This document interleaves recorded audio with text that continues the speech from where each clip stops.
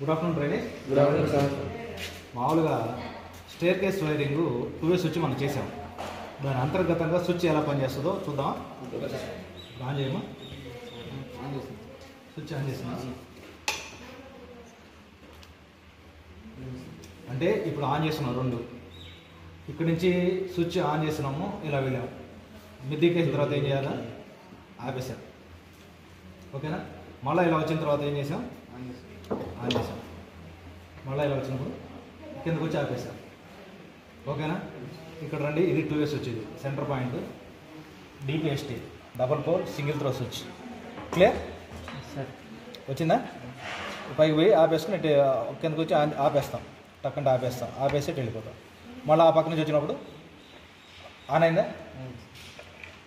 ఆపేసుకోవచ్చా? వెళ్ళిపోవచ్చు. ఇది 2 way switch DPST అంటే ఏంది? Double pole single throw. చెప్పండి, DPST అంటే ఏంది? Double pole single throw. Single త్రోనే కదా, ఒక త్రోనే కదా. ఏదైనా ఇటన్నా ఒక త్రో ఉంది, ఈ పక్కన ఉంది, ఈ పక్కన ఉంది. వస్తుందా ఇప్పుడు?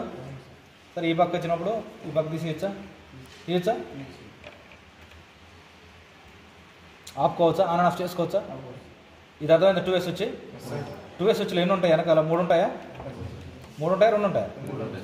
1 2 3. 1 2 3. న్యూట్రల్ డైరెక్ట్గా వస్తుంది. ఇది ఫేజ్. క్లియర్? స్విచ్ ఎలా పనిచేస్తుంది అర్థమైందా?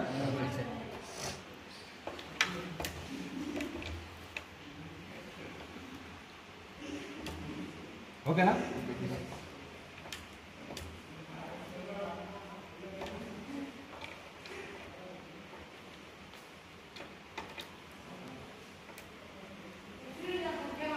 Two way switch. ఓకే, దీనికి కావాల్సిన 2 2 వే స్విచ్లు కావాలి, సింగిల్ ల్యాంప్ కావాలి. దీన్ని స్టేర్ కేస్ వైరింగ్ అంటారు. ఏమంటారు దీన్ని? Staircase. మెట్లు స్టేర్ కేస్ వైరింగ్. ఓకే, చేస్తారా?